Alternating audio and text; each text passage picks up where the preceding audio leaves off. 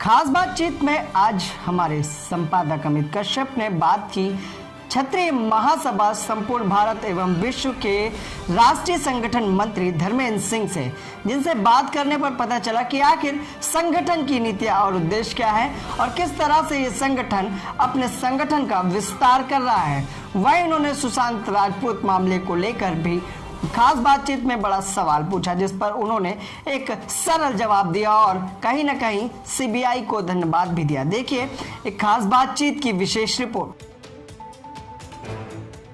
नमस्कार, मैं अमित और आप देख रहे हैं हंगामा टाइम्स। इस समय हमारे साथ में खास बातचीत में ठाकुर धर्मेंद्र सिंह, जो क्षत्रिय महासभा संपूर्ण भारत एवं विश्व के राष्ट्रीय संगठन मंत्री हैं। उनसे जानेंगे क्या है क्षत्रिय महासभा संपूर्ण भारत एवं विश्व की नीति और क्या है उसका उद्देश्य, किस तरीके से वह देश और विदेश में कार्य कर रहा है, क्या कहना चाहेंगे।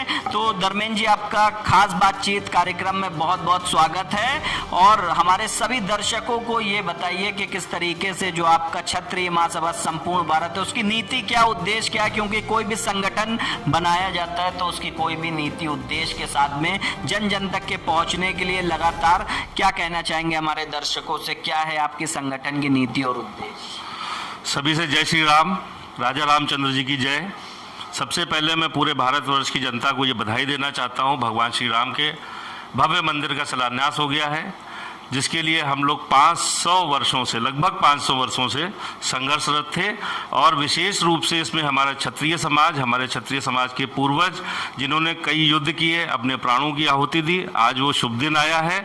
हम लोग भाग्यशाली हैं कि हमारे समय में इस शुभ कार्य का शुभारंभ हुआ है और बहुत जल्दी हम लोग भगवान राम का मंदिर बनते हुए देखेंगे। उसके अतिरिक्त आपने पूछा हमारे संगठन का उद्देश्य क्या है और हम संगठन क्यों बनाना चाहते हैं। क्षत्रिय महासभा संपूर्ण भारत विश्व संगठन, हम लोगों ने पिछले वर्ष संगठन की आधारशिला रखी थी और उसके बाद इस कोरोना काल में भी हमारे पदाधिकारी लगातार काम कर रहे हैं। मैं राष्ट्रीय संगठन मंत्री हूं, मैं तो देख रहा हूं कि हमारे पदाधिकारी इस विभीषिका में भी अच्छा काम कर रहे हैं, लोगों से संपर्क कर रहे हैं और अपने संगठन की नीतियों को आगे बढ़ा रहे हैं। इस क्रम में अभी हमारा जो विस्तार हुआ है, अभी हम बिहार में हमारे श्यामनाथ सिंह जी हैं, वो वरिष्ठ पत्रकार हैं, मान्यता प्राप्त पत्रकार हैं, उनको प्रदेश अध्यक्ष बनाया गया है। महाराष्ट्र में लातूर में पृथ्वीपाल सिंह जी हैं, वो बहुत सोशली बहुत एक्टिव है। अभी कोरोना काल में सोशल मीडिया पर भी लोगों ने देखा होगा कि उन्होंने बहुत सामग्री वितरण करी और बहुत सामाजिक कार्य किए उन्होंने। उनको महाराष्ट्र का प्रदेश महामंत्री नियुक्त किया गया है। उसके अतिरिक्त गोवा दमनदीप में, दादर नगर हवेली में और छत्तीसगढ़ में, अन्य प्रांतों में भी, और मध्य प्रदेश विशेष रूप से बहुत अच्छा चल रहा है, अन्य प्रांतों में भी संगठन का विस्तार हुआ है। तो कुल मिलाकर जो एक छोटा सा संगठन हमने पिछले वर्ष आरंभ किया था, इस समय उसमें 17 से 18 हजार सदस्य कार्य कर रहे हैं और बहुत सक्रियता से कार्य कर रहे हैं।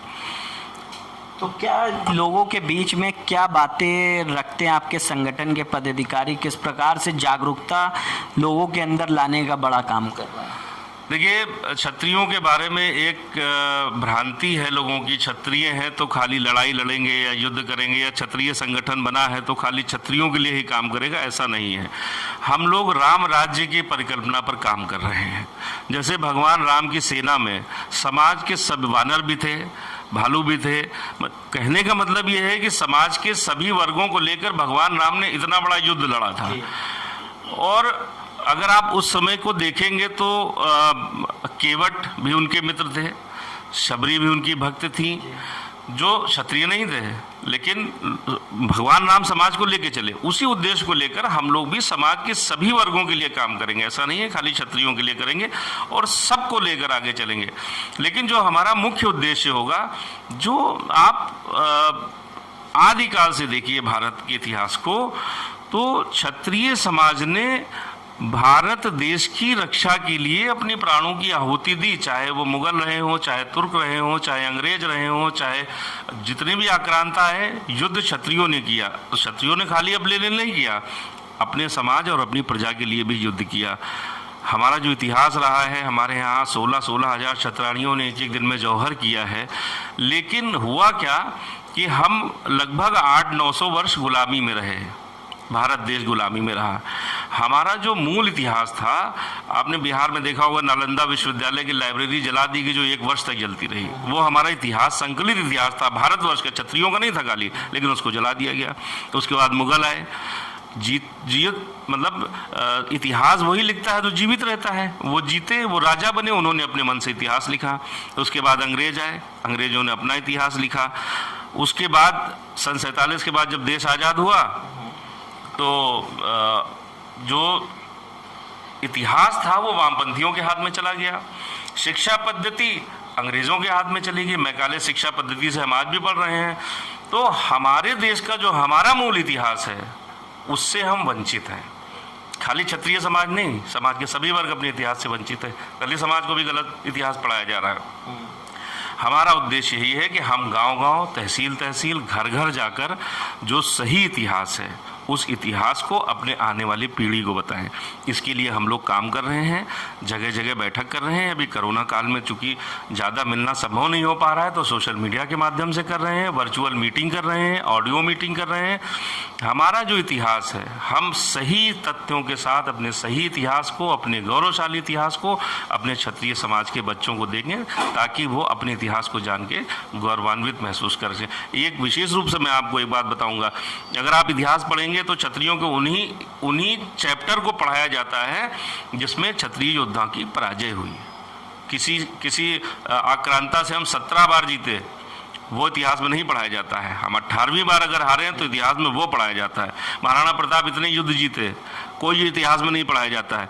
वही इतिहास पढ़ाया जाता है जिसमें उनकी पराजय हुई, वो भी विवादास्पद है। तो हम सही इतिहास को अपने आने वाली जनरेशन को देंगे। सबसे मुख्य उद्देश्य हमारा यही है। धर्मेंद्र जी, ये बताइए, अभी सुशांत सिंह राजपूत केस भी चल रहा है जिसकी जांच जो है वो सीबीआई को भी सौंप दी गई है। क्या कहना चाहेंगे अपने संगठन की ओर से, सुशांत सिंह राजपूत को क्या न्याय मिल पाएगा? सबसे पहले तो मैं माननीय सुप्रीम कोर्ट को इस पर बधाई दूंगा, क्योंकि जिस प्रकार का वातावरण महाराष्ट्र की सरकार ने और जिस प्रकार का संदेहास्पद व्यवहार महाराष्ट्र की पुलिस ने किया, उससे एक संदेह तो होता है कि ये साधारण आत्महत्या नहीं है, इसके पीछे कुछ ना कुछ तथ्य अवश्य हैं। यदि उनकी आत्महत्या है तो उसके पीछे भी किसी का हाथ है, और कुछ संकेत तो ऐसे भी मिल रहे हैं कि वो हत्या भी हो सकती है। इसके लिए माननीय सुप्रीम कोर्ट का बहुत हृदय से धन्यवाद है। हमारे संगठन ने इसके लिए आंदोलन भी किया था। चूँकि हम लोग फिजिकली अभी कहीं ज़्यादा बड़ा आंदोलन नहीं कर सकते हैं, कोरोना के कारण प्रशासन की अनुमति नहीं मिली। सोशल मीडिया पे हमारे संगठन ने भरपूर इसमें कार्य किया था, और अन्य क्षेत्रीय संगठनों की मैं तारीफ करूँगा, लोगों ने भी इसमें किया था। और माननीय सुप्रीम कोर्ट का बहुत बहुत धन्यवाद देता हूँ, और आशा है कि जिस प्रकार से सीबीआई ने 5-6 दिन में काम किया है, बहुत जल्दी इसका परिणाम सामने आएगा, और जो भी दोषी होंगे मुझे पूरा विश्वास है कि उनको सजा मिलेगी। तो बहुत बहुत धन्यवाद। ये थे हमारे साथ में राष्ट्रीय संगठन मंत्री ठाकुर धर्मेंद्र सिंह, क्षत्रिय महासभा संपूर्ण भारत एवं विश्व के, जिनसे हमने जाना कि उनके संगठन की नीति क्या है, उद्देश्य क्या है, किस प्रकार से उनका संगठन काम कर रहा है, किस प्रकार से उनके संगठन से हजारों लोग जुड़कर आम जन को जागरूक करने का एक बड़ा काम कर रहे हैं। हमने उनसे सुशांत सिंह राजपूत केस के बारे में भी जाना कि किस प्रकार से उनके संगठन की जो राय, उन्होंने अपनी बधाई सुप्रीम कोर्ट को देते हुए सीबीआई केस के लिए बताया कि किस तरह से सुशांत सिंह राजपूत को आखिरकार न्याय जल्दी मिलेगा। तो हम आगे किसी और खास शख्सियत के साथ मिलेंगे, किसी खास बात के साथ। अभी के लिए मैं अमित आपसे इजाजत चाहता हूं। धन्यवाद।